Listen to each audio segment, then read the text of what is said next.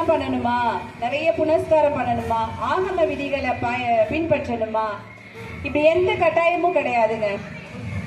நம்மளோட அன்புக்கே இறைவன் அடிமை ஆகுவார். எப்போ அடிமை ஆகுவாரு அப்படின்னா, ஒரு வேடர்கள் இருந்தாங்க, வேடர்கள் இனத்தவர்கள் இருந்தாங்க. அந்த வேடர்கள் தலைவன், அந்த தலைவி, அவங்களுக்கு ரொம்ப நாளா குழந்தைங்களே கிடையாது. அதாவது ஊருக்கே ராஜானாலும் அவருக்கும் பிள்ளை வேணும் இல்லையா? ஊருக்கே ராஜானாலும் அவருக்கும் பிள்ளை வேணும். அவர் பேரு நாகர், அவருக்கு குழந்தையே இல்லை. அப்போ யார் வேணாலும் ராஜா கிட்ட கேட்பாங்க. ராஜாக்கு வேணும்னா ராஜா யார்கிட்ட போய் கேட்பாரு? நிச்சயமா இறைவன் கிட்ட. அவர் ஒரு சிறந்த முருகன் பக்தர். அதே மாதிரி அவர் முருகன் கிட்ட போய் ரொம்ப மனமுருகி வேண்டிக்கிறாங்க. கணவரும் மனைவியும் சேர்ந்தே ரொம்ப வேண்டிக்கிறாங்க. அந்த கேட்கும் போது வரங்களை எல்லாம் அள்ளி தரக்கூடிய இறைவன், அழகன் முருகன், அவருக்கு அதே மாதிரி அவர் வேண்டிய அந்த பிள்ளை செல்வத்தை அருளுகிறார். அந்த பிள்ளைனா எப்படி இருக்கு பாக்குறீங்க? பிறக்கும் போதே அவ்வளவு வலிமையா இருக்கு. குழந்தைங்கன்னா அப்படியே பூ போல இருக்கும்னு சொல்லுவோம், பால் போல இருக்கு அப்படின்னு சொல்லுவோம். ஆனா இந்த குழந்தை எப்படி இருக்கு அப்படின்னா வலிமையாக இருக்கு. அதனாலேயே அந்த குழந்தைக்கு திண்ணன் அப்படின்னு பேர் வைக்கிறாங்க. இந்த திண்ணன் எப்படின்னா உடல் மட்டும் வலிமை கிடையாதுங்க, மனசும் அவ்வளவு வலிமையானது. இவரு குழந்தையா இருக்கும் போதே காட்டுல தனியா வேட்டைக்கு போறது, அப்பவே புளிய பிடிச்சிட்டு வீட்டுல கட்டி போடுறது, இப்படியான அரிதான செயல்களை எல்லாம் செய்யறாரு. அதாவது ஒரு குழந்தை செய்யக்கூடிய செயல்களுக்கு அப்பாற்பட்டு ஒரு சிறந்த வீரன் செய்யக்கூடிய செயல்களை எல்லாம் அவரு செய்யறாரு. இப்படி தொடர்ச்சியா இவர் செய்துட்டே இருக்காரு. எப்போது போல காலங்கள் ஓடிக்கிட்டே இருக்கும், கால மாற்றங்களும் ஏற்படும் இல்லையா? அதே போல அவரோட அப்பாவுக்கு வயசாயிடுச்சு. இப்ப அடுத்த தலைவரை கொண்டு வரணும். இப்ப எல்லாரும் சேர்றாங்க, அந்த இனங்களே சேர்ந்து இந்த தலைவரும் சேர்ந்து ஏக மனதாக இப்ப இந்த திண்ணனையே தலைவராக ஏற்படுத்திட்டாங்க. திண்ணனும் அவங்க அப்பாவை போலவே எல்லா மக்களையும் அரவணைச்சு கரெக்டா எல்லாமே செய்து வராரு. இப்ப இவருக்கு காட்டுக்கு வேட்டையாட போகணும்னு ஒரு ஆசை வருது. அவங்களோட இயல்பு தானே, வேடர்களோட இயல்பு வேட்டைக்கு போறது. அதே போல இவருக்கு வேட்டைக்கு போகணும் அப்படிங்கிற ஒரு உணர்வு வருது. தன் சகாக்களை கூட்டிக்கிட்டு வேட்டைக்கு போறாரு. இந்த வேட்டைக்கு போகும்போது போற வழியில தென்படுகிற எல்லா வகையான வலிய மிருகங்களை எல்லாம் வேட்டையாடியாச்சு. ஒன்னே ஒண்ணு மட்டும் மாட்டிக்கவே மாட்டேங்குதுங்க. அது என்னன்னு தெரியுங்களா? காட்டு பன்றி. அது இங்க ஓடுது அங்க ஓடுது, அவரை ரொம்ப கண்ணாமூச்சி ஆடுது. எப்பயுமே சட்டுன்னு கிடைக்கிறத விட கொஞ்சம் இழுபறியாகி கிடைக்கும் போது வீரனுக்கு கொஞ்சம் இன்னும் வீரமும் விவேகமும் வேகமும் அதிகமாயிரும். அதே மாதிரி இவர் இதை எப்படியாவது அடிச்சிடணும் அப்படிங்கிற ஒரு முடிவோட இருக்காரு. அது ஒரு குன்று கிட்ட போய் நிக்குது. இப்ப இவர் அங்க போறாரு, அதே மாதிரி தாக்கிறாரு, பன்றி விழுந்துருச்சு. இப்ப நடு காட்டுல இருக்காங்க. அங்க பாத்தீங்கன்னா தண்ணி எல்லாம் கொஞ்சம் தள்ளி தான் இருக்கு. இவருக்கு ரொம்ப வறட்சியா இருக்கு. தன்னோட சகாக்கள் கிட்ட சொல்றாரு, இத சமைச்சு வை, இந்த காட்டு பன்றிய நமக்கு உணவு சமைச்சு வை, நான் இன்னும் கொஞ்சம் தூரம் சுத்தி பார்த்துட்டு தாகத்துக்கு தண்ணி எல்லாம் குடிச்சிட்டு அப்படியே வரேன் அப்படின்னு சொல்றாரு. சரின்னு சொல்லிட்டு ஒருத்தர் சமைக்க ரெடி ஆகிட்டாரு. இவரும் இன்னொரு சகாவும் சேர்ந்து போறாங்க. அந்த ஆத்துக்கிட்ட போறாங்க. பொன்முகலியாறு அவ்வளவு அழகா ஜில்லுன்னு குளிர்ச்சியா இருக்கு. தண்ணி எல்லாம் குடிச்சாச்சு, இன்னும் போறாரு. இப்ப எங்க போறாரு? அது பக்கத்துல இருக்கிற மலை ஏறுறாரு. அந்த மலை பாத்தீங்கன்னா அவ்வளவு பசுமையா அவ்வளவு அழகா இருக்கு. அது என்னன்னே தெரியல. அந்த மலையோட பேர் என்னன்னு பாத்தீங்கன்னா காளஹஸ்தி மலை, காலத்தி மலை தமிழ்ல. ஏதோ ஒரு உணர்வு வருது. அது என்னன்னு வார்த்தையால சொல்லவே தெரியல அவருக்கு. கிட்ட போறாரு போறாரு போறாரு. மனசுக்குள்ள ஏதோ ஒரு பரவசம், ஏதோ ஒரு சோகம், ஏதோ ஒரு எண்ணம், இது எல்லாமே வருது. அப்போ இந்த பக்கத்துல இருக்கவர்கிட்ட கேக்குறாரு, ஆமா இது என்ன மலை, இந்த மலையில அப்படி என்ன இருக்கு அப்படின்னு கேக்குறாரு.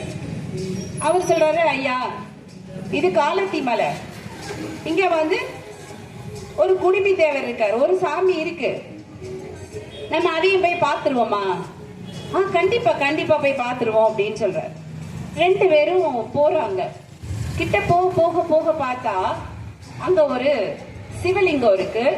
அது அழகா பூஜை செய்யப்பட்டு தலையில புஷ்பம் எல்லாம் வச்சு அதன் முன்னாடி சின்ன படையெல்லாம் போடப்பட்டு பழம் இதெல்லாம் வச்சு அழகா இருக்கு. இவர் என்ன பண்றாரு, எதுவுமே ஞாபகம் இல்லை அவருக்கு. தான் தின்னும் ஞாபகம் இல்லை, வேடர்க்குள்ள தலைவனும் ஞாபகம் இல்லை, வேட்டைக்கு வந்தோன்னு ஞாபகம் இல்லை, கூட இருக்கிறவரையும் ஞாபகம் இல்லை. இவர் என்ன பண்றாரு, வேகமா ஓடி போய் அந்த சிவலிங்கத்தை அப்படியே இறுக தழுவி கட்டிக்கிறாரு. கண்ணீர் அப்படியே வழியுது அவருக்கு. அந்த சிவலிங்கத்துக்கு முத்தமா கொடுக்கிறாரு, முகர்ந்து பாக்குறாரு, சொல்லவே முடியல வார்த்தை, என்னென்னமோ தோணுது அவருக்கு. அதாவது ஒரு சின்ன குழந்தைய அவங்க அம்மா கிட்ட இருந்து பிரிச்சு ஒரு கூட்டத்துல விட்டுட்டோம்னு வச்சுக்கோங்க, ரொம்ப தேடலுக்கு அப்புறமா அந்த அம்மாவை பார்த்துருச்சுன்னா அந்த குழந்தை என்ன பண்ணுமோ அந்த உணர்வு இருக்கு அவருக்கு. வேகமா ஓடி போய் ஒரு குழந்தை அம்மாவை தழுவுறது போல அவ்வளோ அருமையா தழுவிக்கிட்டு அப்படியே ஆனந்தமா கண்ணீர் வடிக்கிறாரு. இத்தனை நாள் உங்களை பார்க்காம இருந்துட்டேனே அப்படின்னு அவருக்கு தோணுது. இப்போ அவர் மனசுக்குள்ள இருக்கிற அந்த பிறவிகளினுடைய மாயை கட்டுக்கள் வந்து ஒண்ணு ஒன்னா அப்படியே விலகுது. அப்படி விலக விலக பொதுவா இறைவனை நோக்கி போகும் பொழுதுதான் நம்ம யாரு அப்படிங்கிறது தெரிய வரும். அப்ப அவருக்குள்ள அந்த திண்ணன்கிறது மறைஞ்சு இறைவன் பரபிரம்மே அவருக்குள்ள நிறைஞ்சு வர. இப்ப அவருக்கு வேற எந்த சிந்தனையும் இல்லை, முழுக்க சிவமா நிக்கிறார் அவர். இப்ப கட்டி தழுவியாச்சு. குழந்தை கொஞ்ச நேரம் அம்மா கூட இருந்தோடனே அடுத்த வேலையை பார்க்கும் இல்லையா, அது மாதிரி இவர் தள்ளி விலகி பார்க்கிறாரு. ஐயோ இது என்ன நேத்து வச்ச பழங்களும் இதுவுமா இருக்கு, இவர் எத்தனை நாள் இப்படி பட்டினியா இருந்தாரோ தெரியலையே, இவருக்கு முதல்ல சாப்பாடு கொடுக்கணும். இப்ப ஞாபகம் வருது, நம்ம வேலையால் இந்நேரம் சமைச்சு வச்சிருப்பா இல்லையா, அதை எடுத்துட்டு வந்துருவோம் அப்படின்னு சொல்லிட்டு வேகமா மலையில இருந்து கீழே இறங்கி ஓடி வராரு. ஓடி வந்து பார்த்தா அதே மாதிரி அவர் சமைச்சிட்டு இருக்காரு. இப்போ அந்த சமைக்கப்பட்ட அந்த அசைவ உணவுல இப்ப எது ரொம்ப சுவையான பகுதி, அப்ப சுவையான பகுதியை தானே கொடுக்கணும். ஒண்ணு ஒண்ணா கடிச்சு கடிச்சு கடிச்சு பாக்குறாரு. இது சுவையா இருக்கா, இது சுவை இல்லையா? இந்த சுவையா இருக்கிறதெல்லாம் தன்னோட அம்புல அப்படியே கோத்துக்கிட்டு ஒரு தொண்டை நிறையவும் சேகரிச்சுக்கிட்டாரு. அப்ப அவருக்கு பூவெல்லாம் போடணும், அபிஷேகம் பண்ணணுமே, பூக்களை எல்லாம் பறிச்சு தான் தலைமையில வச்சுக்கிறார். அபிஷேகம் எப்படி பண்றது? கையில தொண்டை இருக்கு, அம்பு இருக்கு. தன்னோட வாய் நிறைய அந்த பொன்முகலி ஆற்று நீரை அப்படியே நிரப்பிக்கிறார். நான் யாரு சொல்ல வரேன்னு யாருக்காவது தெரியுதா? மகிழ்ச்சி மகிழ்ச்சி. தன்னோட வாய் நிறைய நிரப்பிக்கிறாரு. மலையை நோக்கி வேகமா பரவசமா போறாரு. முதல்ல அந்த சிவனை கண்ட போது தான் ஒரு குழந்தையாக மாறி ஆற தழுவிக்கிட்ட அவரு கொஞ்ச நேரத்துல ஒரு அன்னையாக மாறி, அம்மா வந்து பிள்ளை சாப்பிடலன்னா ரொம்ப பரிதவிப்பா இருக்கும், அந்த ஒரு பரிதவிப்போட வேகமா போய் உணவு எடுத்துட்டு வர்றாரு. இப்ப மேல வந்துட்டாரு, அந்த சுத்தம் பண்றாரு. தலையில இருக்கிற பூ, வாயில இருக்க உமிழ் நீரை முதல்ல அவரோட மேல அபிஷேகம் பண்றாரு. இப்ப வாயில இருக்கிற உமிழ் நீர்னு நம்மளால எடுத்துக்க முடியாது, ஏன்னா அவருக்கு இல்ல, அவர்கிட்ட இருக்கிற அந்த பற்றுகள் எல்லாம் விட்டாச்சு. அப்ப அது பரிசுத்தமான ஒரு நீர் அவர் மேல விழுது. அடுத்ததாக தன் தலையில இருக்கிற பூவை உதிர்க்கிறாரு. அடுத்ததாக அந்த உணவை வந்து அவருக்கு படைக்கிறார். அது மட்டும் கிடையாதுங்க, நைட்டு முழுக்க இரவு முழுக்க அப்படியே காவல் இருந்து பாதுகாக்கிறார். எந்த மிருகமும் நம்மளோட ஐயன் கிட்ட வந்துடக்கூடாது. திருப்பி காலையில ஆகுது, திருப்பி வேட்டைக்கு போறாரு, உணவு செய்யறாரு, இப்படியே பண்றாரு. இப்படியாக 5 நாட்கள் ஆகுது. 5 நாட்கள் விடாம இதே பண்றாரு. ஏற்கனவே ஒருத்தர் இந்த சிவபெருமானுக்கு பூஜை பண்ணி பூவு பழம் எல்லாம் வச்சுட்டு போனார் இல்லையா, அவர் அடுத்த நாள் திரும்ப வந்து பார்க்கும் பொழுது அவருக்கு ரொம்ப அதிர்ச்சியா இருக்கு.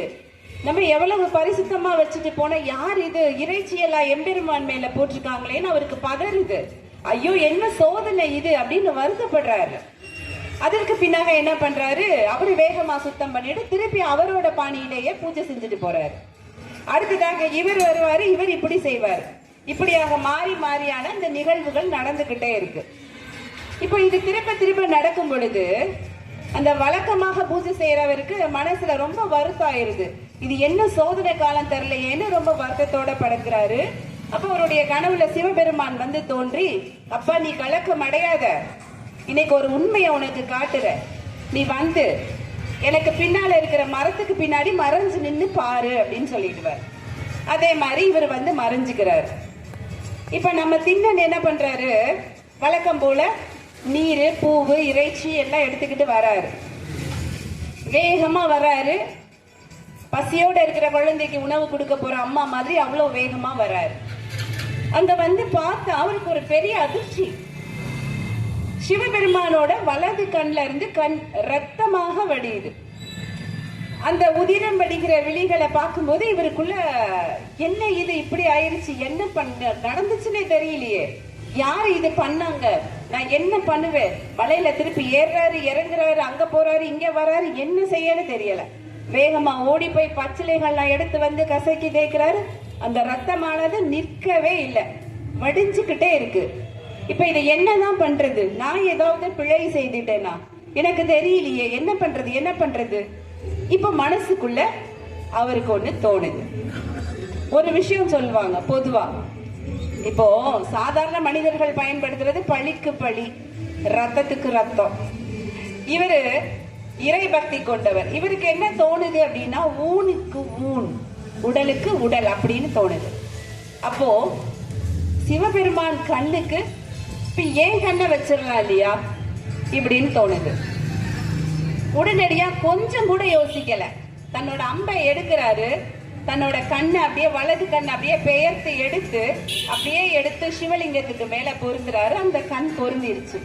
இவருக்கு வானத்தையே கையில வளைச்சு ஒரு பரவசத்தோட அப்படியே ஆர்ப்பரிக்கிற மனசோட இருக்காரு.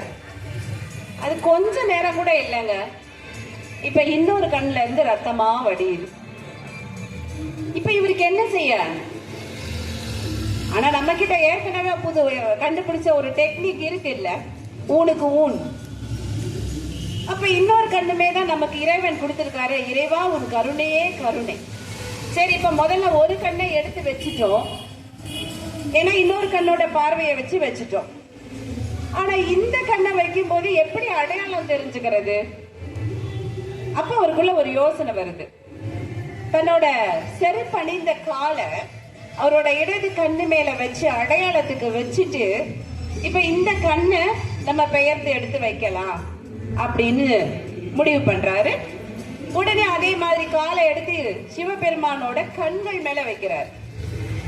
நம்ம எல்லாருமே அந்த சன்னிதானத்துக்குள்ள நுழையும் போதே அந்த படிக்கட்டை தொட்டு கும்பிட்டுட்டு போவோம் இல்லையா, அப்படி வணங்கிட்டு போவோம். ஏன்னா அதுல கூட நம்மளுடைய பாதம் படக்கூடாதுன்னு நினைப்போம். ஏன்னா நம்ம தலை வணங்கும் பொழுது நம்மளுடைய நான் அப்படிங்கிற அந்த அகங்காரம் ஆணவம் எல்லாமே நம்ம தலையில இருந்து கீழே இறங்குவதாக ஒரு ஐதீகம். அதனாலதான் நம்ம அந்த படியை தொட்டு வணங்கிட்டு நம்மளுடைய பாதம் படாம உள்ள போவோம். அப்படி இருக்கிற நாம அவர் என்ன பண்றாரு, தன்னுடைய பாதத்தையே கொண்டு சிவபெருமான் கண்ணு மேல வைக்கிறார். அவருக்கு எந்த யோசனையும் இல்லை, எந்த கேள்வியும் இல்லை. அவருக்கு தேவை சிவபெருமானுடைய கண்களை சரி பண்ணணும். இப்ப என்ன பண்றாரு, தன்னோட இடது கண்ணையும் குத்த போறார். உடனே ஒரு குரல் கேக்குது அசரீரியா, நில்லு கண்ணப்பா நில்லு கண்ணப்பா நில்லு கண்ணப்பா 3 வாட்டி கேக்குது. இவருக்கு அப்படி உடம்பெல்லாம் பதறுது. ஏன்னா அசரீரி வாக்கு, எம்பெருமானுடைய குரல் கேக்குது. இதை எல்லாத்தையும் பின்னாடி இருந்து சாட்சியா ஒரு ஆள் பார்த்துட்டு இருக்காரு. அவருக்கு எப்படி இருக்கு, முக்தியை அடைஞ்சிட்டாரு அவர். ஏன்னா இறைவனின் குரலோசையை கேட்டதுக்கு பின்னாடி என்ன வேணும் வாழ்க்கையில, அவருடைய ஜென்மமே சாபல்யமாகி விட்டது இல்லையா, அவர் அப்படி ஆயிட்டார்.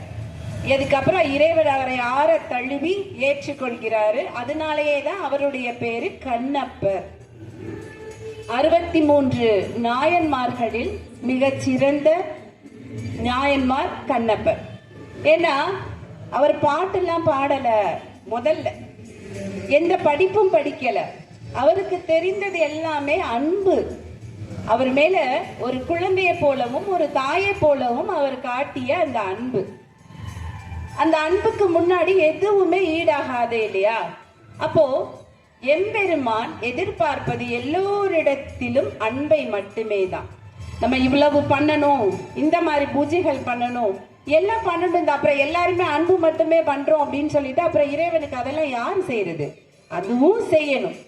எல்லாவற்றிற்கும் மேலாக உள்ளார்ந்த அன்பு உயர்ந்து நிற்கணும். அதுதான் நம்ம இதன் மூலமாக பெற்றுக்கொள்ளக்கூடிய ஒரு சிறந்த நீதி.